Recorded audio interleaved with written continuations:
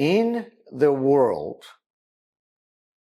today, we have two views.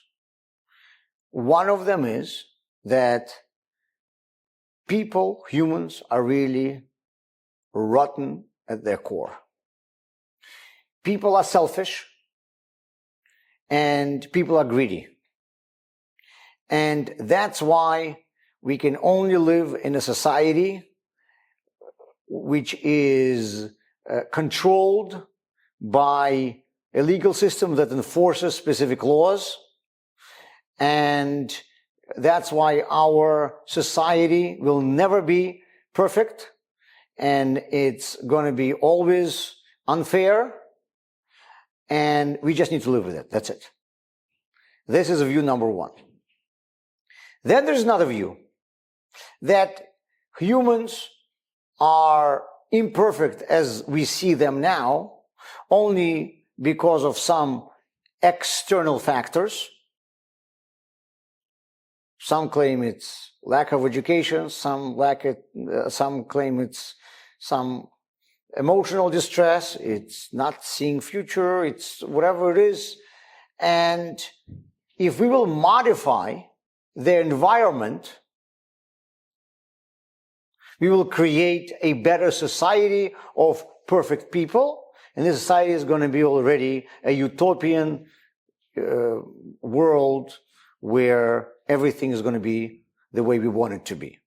For example, Karl Marx believed that people are greedy because of money. If you eliminate the financial system, if you eliminate money, people will stop being greedy. Many people believe that people are greedy because there's not enough art in the world, and you need to teach people about humanities and arts, and the world will become much kinder and better. Other people believe that you need to educate people. Once everybody's going to go to college, the world's going to be different. There are so many different ideas that have been throughout the world. They were all based on the fact that we need to create a human 2.0 that is going to be a better human, and then the society will be much better. The society will be the way it was meant to be. Now, the Torah disagrees with both of these views. Number one, we humans are all created with a selfish side to us. We have a nefesh ha'ba'amit, we have an animalistic soul that is always going to look for self-interest. And so often I hear people, when something terrible happens, when somebody does something terrible, or when there are terrible events on a mass scale, like, for example, the events of October 7th, or the events that were in the Western world post-October 7th, the anti-Semitism and everything else. So many times people were saying, I cannot believe that in the 21st century we see something like this. And I always looked at them and I said, you know what? You are surprised, and I'm surprised that you are surprised. If humans were waging wars in the 10th century, in the 11th century, in the 15th century, in the 20th century, why do you think humans will stop waging wars in the 21st century? If anti-Semitism was in the first century of Common Era, anti-Semitism was in 10th century,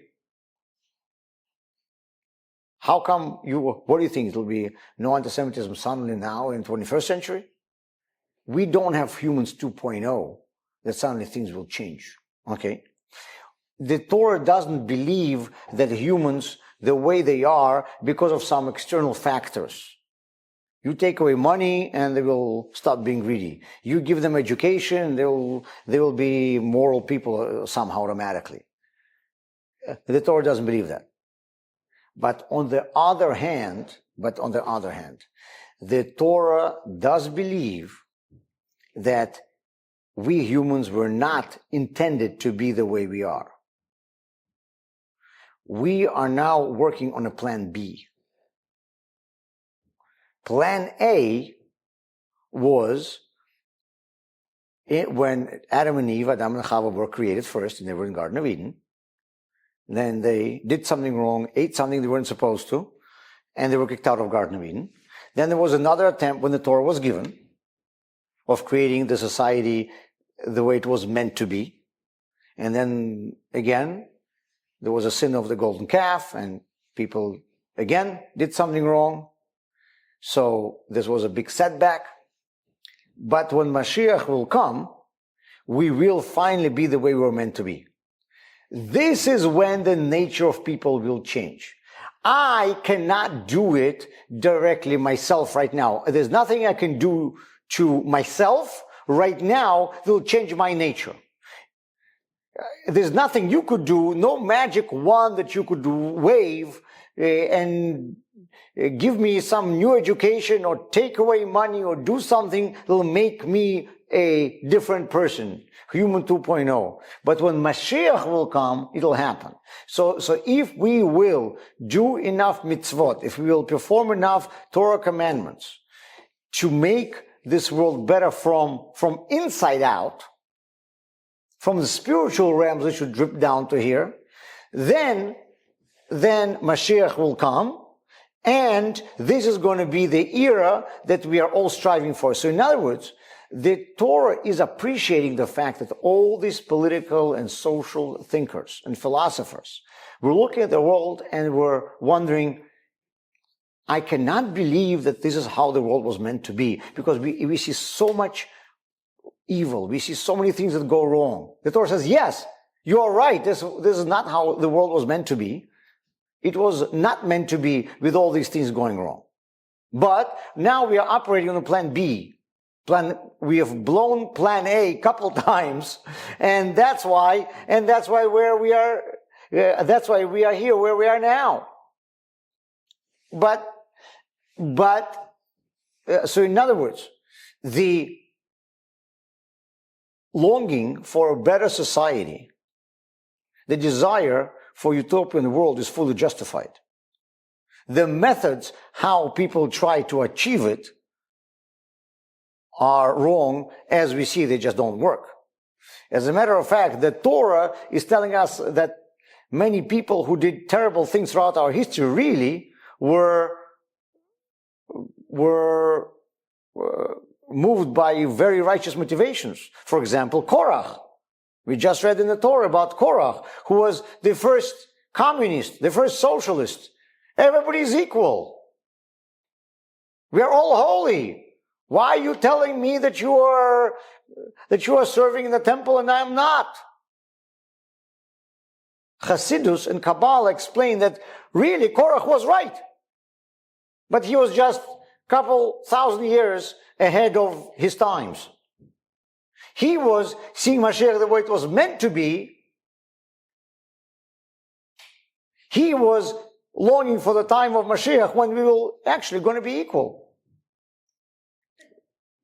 Sorry, no, when Mashiach comes, I'm still not going to be able to lead services. I'm still not going to be able to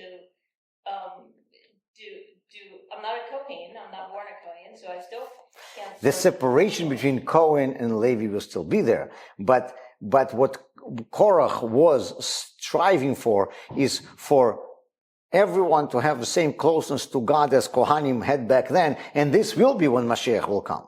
So in other words, he was trying to achieve good things. And as we know, road to nowhere is paved with good intentions. So he had the right intentions.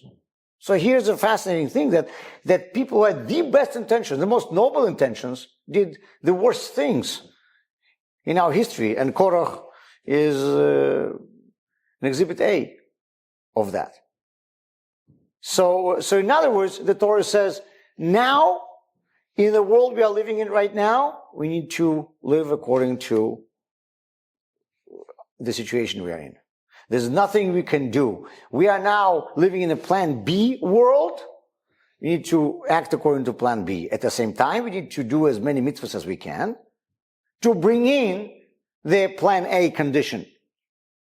And once it's going to be here, this is when we will be able to have that utopian world that all of these political and social thinkers were dreaming of. That part of the reason we do the mitzvah is to change our nature. You're saying that our nature cannot be changed, or will not be changed until Mashiach. So both of them are correct.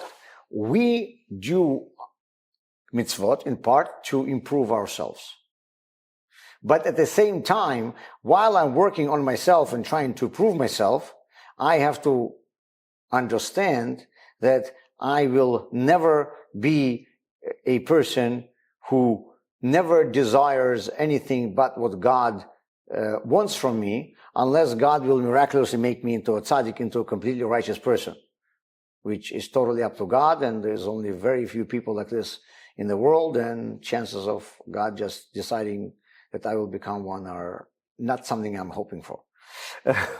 But maybe, who knows? But I have to try to work on myself on one hand, but on the other hand, I have to appreciate that I will always have this inner struggle. I will always sometimes want to do something which I'm not supposed to be doing. Hopefully, it's not going to be as often as it could have been, because I'll be working on myself. But I'll always have this inner struggle. And Jared said also that